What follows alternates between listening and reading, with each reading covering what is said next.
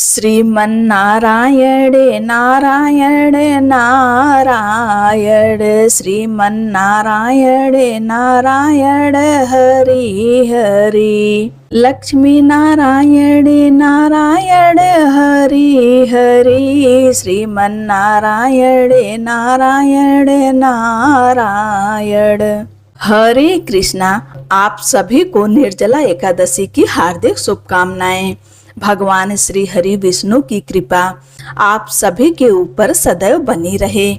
आपका जीवन धर्म भक्ति और शांति से भर जाए। इस कठिन व्रत से प्राप्त पुण्य आपके समस्त पापों का नाश करे और जीवन में सुख समृद्धि और मोक्ष का मार्ग प्रशस्त करे। प्रिय श्रोताओं, एकादशी व्रत केवल उपवास नहीं बल्कि आत्मा की शुद्धि, भक्ति की प्रखरता और प्रभु के चरणों में समर्पण का उत्सव है। किंतु जब हृदय में निष्ठा ही ना हो तब व्रत केवल एक नियम बनकर रह जाता है। इसलिए आज निर्जला एकादशी की कथा से पहले आइए कुछ ऐसे भक्तों की लीलाएं सुने जहां उनके निष्कलंक प्रेम ने भगवान को भी वशीभूत कर लिया था। कभी किसी निर्धन भक्त की सूखी रोटी को भगवान ने प्रेम से स्वीकार किया तो कभी किसी मूर्ख ने नाम जाप करके प्रभु को अपने अधीन कर लिया। भक्ति का मार्ग सहज है पर निष्कलंक और संपूर्ण समर्पण ही इसकी कुंजी है। ऐसे ही भक्तों की कहानियां जिनमें आंसू है, विश्वास है, त्याग है और सबसे बढ़कर प्रेम है, वे हमें एकादशी की महिमा को और गहराई से समझने का अवसर देगी।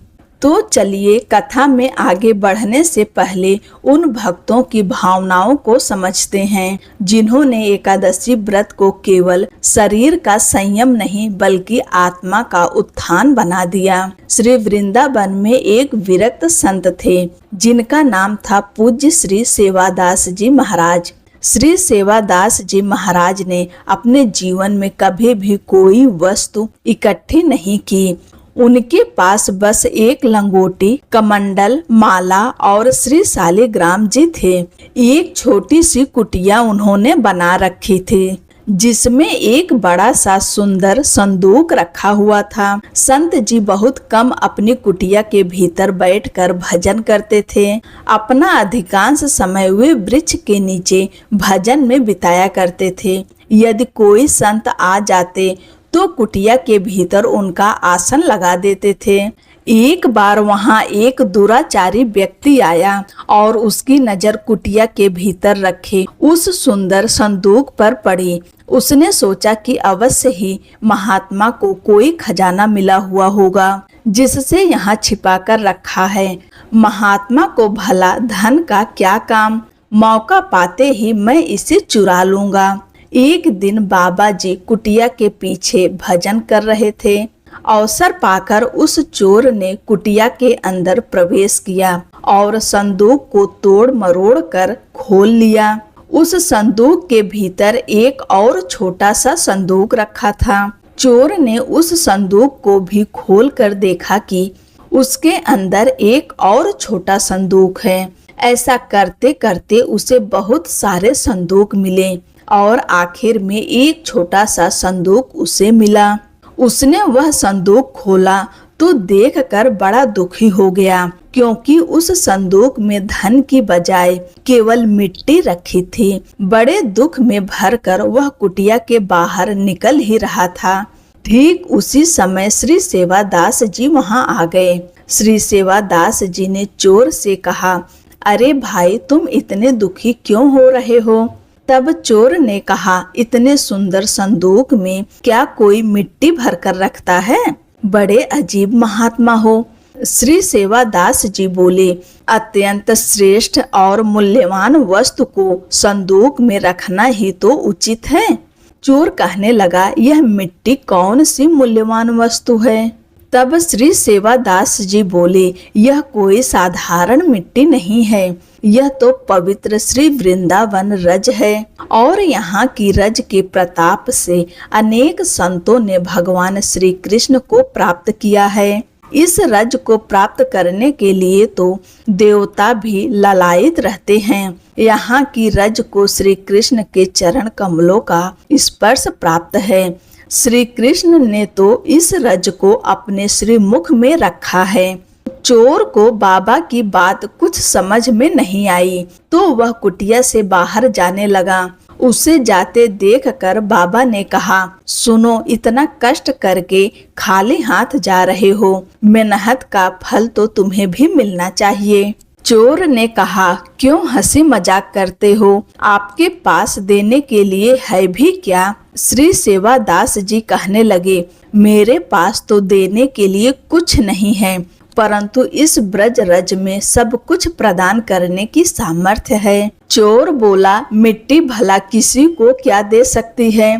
श्री सेवादास जी बोले, विश्वास हो तो यह रज स्वयं प्रभु से मिला सकती है, और चोरी करना तो तुम्हारा काम धंधा है, पर महात्मा के यहाँ से खाली हाथ जाना भी ठीक नहीं है। जाते जाते प्रसाद लेकर जाओ। ऐसा कहकर श्री सेवादास जी ने थोड़ी सी ब्रज रज लेकर उस चोर के माथे पर लगा दी। माथे पर रज का स्पर्श होते ही वह चोर भगवान के पवित्र नामों का उच्चारण करने लगा।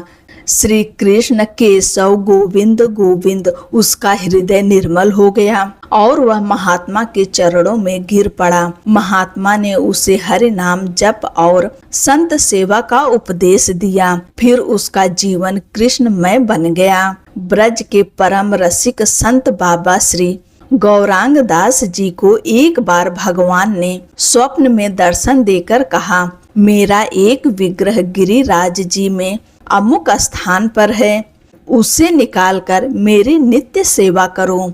बाबा बड़े प्रेम से ठाकुर जी की सेवा करने लगे। ठाकुर जी भी प्रतिदिन बाबा से कुछ न कुछ मांगने लगे। आज मुकुट चाहिए, आज बांसुरी चाहिए, आज माखन चाहिए, आज बढ़िया पोशाक चाहिए, आज नया बिस्तर चाहिए। बाबा ने कहा, मैं तो एक लंगोटी वाला बाबा हूँ, बिना धन के यह सब वस्तुएं कहाँ से लाऊं? बाबा चलकर संत श्री जगदीश दास के पास गए और सारी बात बताई। उन्होंने कहा, अपनी असमर्थता व्यक्त कर दो और मानसी सेवा में ठाकुर जी की सारी मांगे पूरी कर दिया करो। अब बाबा नित्य मानसी सेवा करने लगे। एक दिन स्नान करके भजन करने बैठे और जब उठे तो शिष्यों ने देखा कि उनकी कमर और लंगोट पर शक्कर की चाशनी लगी हुई थी। शिष्यों ने पूछा, बाबा यह चाशनी कैसे लग गई? आप तो स्नान करके भजन करने बैठे थे। बाबा ने अपनी मानसी सेवा को गुप्त रखना चाहा। कहने लगे, कुछ नहीं हुआ, कुछ नहीं हुआ। जब शिष्यों ने आग्रह पूर्वक पूछा तब उन्होंने बताया, आज मानसी सेवा में मैंने सोचा कि शरीर से तो मैं बंगाली हूँ, इसलिए रसगुल्ले अच्छे से बना लूँगा और श्री प्रिया लाल जी को बड़े सुंदर रसीले और मीठे मीठे रसगुल्ले बनाकर खिलाऊंगा। मोटे मोटे रसगुल्ले बनाकर मैंने श्री गुरु सखी के हाथ में दे दिए और उन्होंने श्री राधा कृष्ण को दे दिए। राधा रानी तो धीरे धीरे तोड़ तोड़ कर रसगुल्ले खाने लगीं, परंतु नटखट ठाकुर जी ने तो बड़ा सा रसगुल्ला एक ही बार में अपने मुख में डाल दिया और जैसे ही उसे मुख में दबाया तो बगल में सखी रूप में मैं ही खड़ा था। ठाकुर जी के उस रसगुल्ले का रस उड़कर मेरे शरीर और मेरे कपड़ों पर लग गया। एक बार भगवत निवास वृंदावन श्रीपाद गौरांग दास जी भगवान की कथा कर रहे थे। कथा खुले में होती थी, केवल व्यास जी के लिए ही आसन बिछता था और बाकी सारे श्रोता रज में ही बैठा करते थे। कथा में श्री रास लीला का वर्णन करते हुए उन्होंने कहा कि जब श्री वृंदावन बिहारी जी गोपियों के संग रास कर रहे थे तब देवताओं को रास का दर्शन नहीं हुआ, केवल उन्हें एक नीला तेज दिखाई दिया। उस प्रकाश मंडल को देखकर देवताओं ने वहां पुष्प वर्षा की। जैसे ही उन्होंने यह प्रसंग सुनाया, उसी समय चमकीले श्वेत रंग के अलौकिक बड़े बड़े फूल आकाश से बरसने लगे। पहला फूल भागवत जी के पोथी पर गिरा, दूसरा फूल बाबा के सिर पर गिरा और उसके बाद तो पूरा परिसर फूलों से भर गया। चारों ओर दिव्य सुगंध फैल गई। सभी श्रोताओं ने आश्चर्य से देखा कि यह किस वृक्ष के फूल हैं। ऐसे फूल तो उन्होंने पहले कभी नहीं देखे और ऐसी सुगंध भी कभी नहीं मिली थी। श्रोताओं में श्री राम कृष्ण दास जी, जिन्हें पंडित बाबा जी कहते थे, वे भी बैठे हुए थे। उन्होंने श्रोताओं से कहा, गौरांग दास जी की कथा में ही देवताओं ने पुष्प वर्षा की है और यह फूल स्वर्ग के वृक्षों के हैं। बहुत से श्रोता वे फूल अपने साथ ले गए, परंतु 2-3 दिन बाद वे फूल अंतर्ध्यान हो गए। ऐसे अंतर्ध्यान हुए कि उनका कोई नामो निशान तक नहीं मिला। तो ये थे भगवत निवास के संतों के श्री मुख से सुने हुए प्रसंग। अब कल्पना कीजिए हस्तिनापुर के राज दरबार की। आज का दिन है मोक्षदायिनी निर्जला एकादशी का, एक ऐसा परम पावन व्रत जिसे करने से सभी एकादशियों का फल प्राप्त होता है। यह व्रत केवल शरीर को तपाने का नहीं, बल्कि आत्मा को शुद्ध करने और मोक्ष प्राप्ति का मार्ग है। आज हस्तिनापुर का राज दरबार सजा हुआ है। राज सिंहासन पर विराजमान है श्री कृष्ण और पांडवों सहित पूरी सभा श्रद्धा से भरी हुई है। परंतु आज सभा में महाराज युधिष्ठिर नहीं, बल्कि बलशाली भीमसेन प्रश्न कर रहे हैं। हे माधव, मेरे सभी भ्राता और माता कुंती एकादशी व्रत का पालन करते हैं, परंतु मैं अपने अत्यधिक भोजन की इच्छा के कारण यह व्रत कभी नहीं कर पाता। मेरा मन भी व्रत करने को आतुर है। क्या कोई ऐसा उपाय है कि मैं केवल एक व्रत करूं और सारे व्रतों का फल मुझे मिल जाए? भीमसेन की यह जिज्ञासा सुनकर श्री कृष्ण मधुर मुस्कान के साथ कहने लगे, हे भीमसेन, तुम यह प्रश्न स्वयं महर्षि वेद व्यास जी से करो, वे ही इस विषय में उत्तम मार्ग बताएंगे। आइए अब इस कथा को विस्तार पूर्वक सुनते हैं। जब वेद व्यास जी ने पांडवों को चारों पुरुषार्थ अर्थात धर्म, अर्थ, काम और मोक्ष देने वाले एकादशी व्रत का संकल्प कराया था, तब महाराज युधिष्ठिर ने कहा, हे जनार्दन, ज्येष्ठ मास के शुक्ल पक्ष में जो एकादशी पड़ती है, कृपया उसका वर्णन कीजिए। तब भगवान श्री कृष्ण ने कहा, राजन, इसका वर्णन परम धर्मात्मा व्यास जी करेंगे, क्योंकि ये संपूर्ण शास्त्रों के तज्ञ और वेद वेदांगों के पारंगत विद्वान हैं। तब वेद व्यास जी कहने लगे, कृष्ण पक्ष और शुक्ल पक्ष की एकादशी में अन्न खाना वर्जित है। द्वादशी को स्नान करके पवित्र होकर पुष्पों से भगवान केशव की पूजा करें, फिर पहले ब्राह्मणों को भोजन कराकर अंत में स्वयं भोजन करें। यह सुनकर भीमसेन बोले, परम बुद्धिमान पितामह, मेरी बात भी सुनिए। राजा युधिष्ठिर, माता कुंती, द्रौपदी, अर्जुन, नकुल और सहदेव ये सभी एकादशी को कभी भी भोजन नहीं करते और मुझसे भी हमेशा यही कहते हैं कि भीमसेन एकादशी को तुम भी मत खाया करो। परंतु मैं उनसे यही कहता हूँ कि मुझसे भूख नहीं सही जाएगी। भीमसेन की बात सुनकर व्यास जी ने कहा, भीम, यदि तुम नरक को दूषित समझते हो और तुम्हें स्वर्गलोक की प्राप्ति अभिष्ट है, तो तुम दोनों पक्षों की एकादशियों के दिन भोजन मत करना। भीमसेन बोले, महाबुद्धिमान पितामह, मैं आपके सामने सत्य कहता हूँ, मुझसे एक बार भोजन करके भी व्रत नहीं किया जा सकता, तो फिर उपवास करके मैं कैसे रह सकता हूँ? मेरे उदर में वृक नामक अग्नि सदा प्रज्वलित रहती है। इसलिए जब मैं बहुत अधिक खाता हूँ तभी वह शांत होती है। इसलिए हे महामुनि, मैं पूरे वर्ष में केवल एक ही उपवास कर सकता हूँ जिससे स्वर्ग की प्राप्ति सुलभ हो और जिसके करने से मैं कल्याण का भागी बन सकूं। ऐसा कोई व्रत निश्चित करके मुझे बताइए, मैं उसका यथोचित रूप से पालन करूंगा। व्यास जी ने कहा, भीम, ज्येष्ठ मास में जब सूर्य वृष राशि अथवा मिथुन राशि पर हो, उस समय शुक्ल पक्ष में जो एकादशी आती है उसका यत्न पूर्वक निर्जल व्रत करो। केवल कुल्ला या आचमन के लिए मुख में जल डाल सकते हो। इसके अतिरिक्त किसी प्रकार का जल विद्वान पुरुष मुख में न डालें, अन्यथा व्रत भंग हो जाता है। एकादशी के सूर्योदय से लेकर दूसरे दिन सूर्योदय तक मनुष्य जल का त्याग करे, तभी यह व्रत पूर्ण होता है। इसके बाद द्वादशी को प्रभात काल में स्नान करके ब्राह्मणों को विधि पूर्वक जल और स्वर्ण का दान करें। इस प्रकार सब कार्य पूर्ण करके जितेंद्रिय पुरुष ब्राह्मणों के साथ भोजन करे। वर्ष भर में जितनी एकादशियां होती हैं उन सब का फल इस निर्जला एकादशी से मनुष्य प्राप्त कर लेता है, इसमें तनिक भी संदेह नहीं है। शंख, चक्र और गदा धारण करने वाले भगवान केशव ने मुझसे कहा था कि यदि मनुष्य सबको छोड़कर एकमात्र मेरी शरण में आ जाए और एकादशी को निराहार रहे तो वह सब पापों से मुक्त हो जाता है। हे कुंती नंदन, निर्जला एकादशी के दिन श्रद्धालु स्त्री पुरुष के लिए जो विशेष दान और कर्तव्य विहित है उन्हें भी सुनो।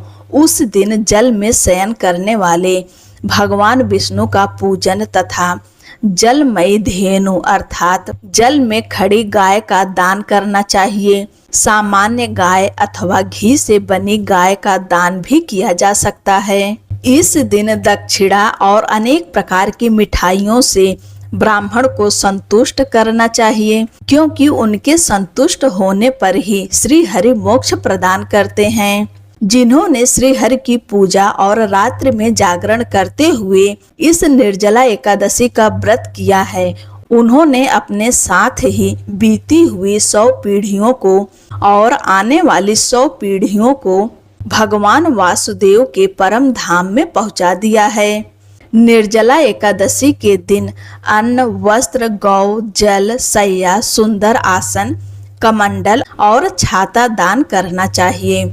जो श्रेष्ठ और सुपात्र ब्राह्मणों को जूते का दान करता है वह स्वर्ण विमान पर बैठकर स्वर्ग लोक में प्रतिष्ठित होता है। जो इस एकादशी की महिमा को भक्ति पूर्वक सुनता है अथवा उसका वर्णन करता है वह स्वर्ग लोक में जाता है।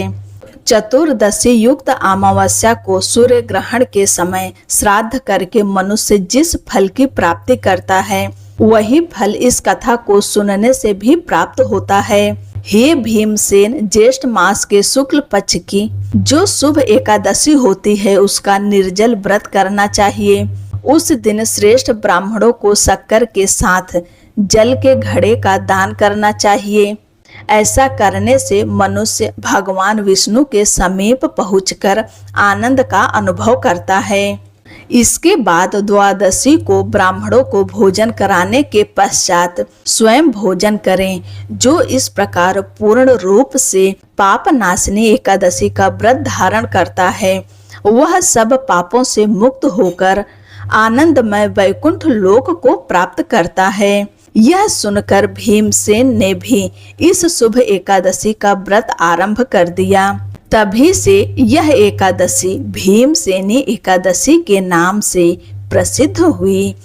प्रिय श्रोताओं, आइए अब हम सब मिलकर भगवान श्री लक्ष्मी नारायण जी से प्रार्थना करें।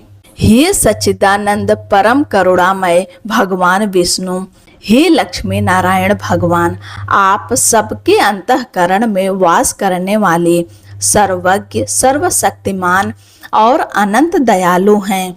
मैं आपकी इस अज्ञानमयी बालिका ने जीवन के पथ पर चलते हुए अनगिनत बार अपने विचारों, वचनों और कर्मों से जाने अनजाने पाप, त्रुटियां और अपराध किए हैं।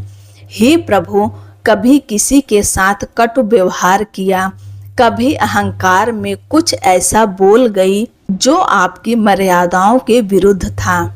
कभी क्रोध आया, कभी मोह ने भरमाया और कभी लोभ ने मुझे आपके पथ से डगमगा दिया। परंतु प्रभु, आप तो क्षमाशील हैं। आप तो उसी को उठाते हैं जो गिर गया हो, उसी को थामते हैं जो भटक गया हो। हे श्री हरि, मैं स्वीकार करती हूँ कि मेरी बुद्धि संकीर्ण है, मन चंचल है, इंद्रियां आकर्षणों में बहक जाती है, परंतु मेरा हृदय बार बार आपके श्री चरणों की ओर ही लौट आता है। हे प्रभु, मैं आपकी शरण में हूँ। आपके सिवा मेरा कोई सहारा नहीं, कोई गति नहीं। मुझ में यदि कोई गुण है तो वह आपके चरणों की भक्ति है। मुझे यदि कोई शक्ति है तो वह आपके नाम का स्मरण है। आपकी कृपा के बिना मैं कुछ भी नहीं।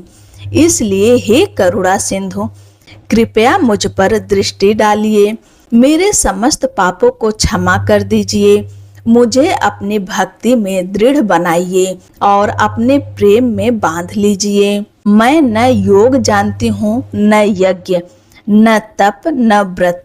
मैं तो केवल एक बात जानती हूँ कि आप मेरे हैं और मैं आपकी हूँ। यही संबंध मेरी आत्मा का अंतिम पहचान है।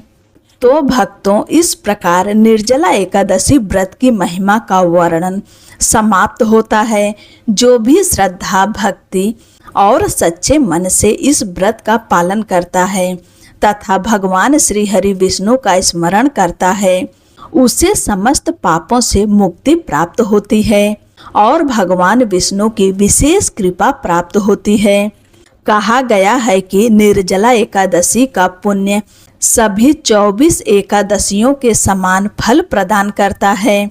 इस साल तो अधिक मास की 2 एकादशी है, कुल मिलाकर 26 एकादशी है। आप सभी को 26 एकादशियों का फल प्राप्त होगा। भगवान श्री विष्णु और माता लक्ष्मी की कृपा आप सभी पर सदैव बनी रहे। यदि आपको आज की यह पावन कथा पसंद आई हो तो वीडियो को लाइक करें, अपने परिवार और मित्रों के साथ अवश्य साझा करें तथा हमारे चैनल को सब्सक्राइब करके बेल आइकन को दबाना न भूलें, ताकि आपको ऐसी ही धार्मिक कथाओं, व्रतों और भजनों की जानकारी सबसे पहले मिलती रहे। अंत में सभी भक्त मिलकर प्रेम से बोलिए, ओम नमो भगवते वासुदेवाय। जय श्री हरि विष्णु भगवान की जय। माता लक्ष्मी जी की जय। लक्ष्मी नारायण की जय। निर्जला एकादशी माता की जय। जय श्री कृष्णा। राधे राधे।